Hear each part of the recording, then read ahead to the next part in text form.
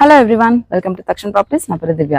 ఇవాళ నేను మీ కొరకు G+2 100 స్క్వేర్ యార్డ్స్ హౌస్ అయితే తీసుకొచ్చానండి. ఈ హౌస్ వచ్చేసి మీకు నార్త్ ఫేసింగ్ లో 40 ఫీట్ వైడ్ రోడ్ కి నార్త్ ఫేసింగ్ లో అయితే అవైలబుల్ గా ఉంది.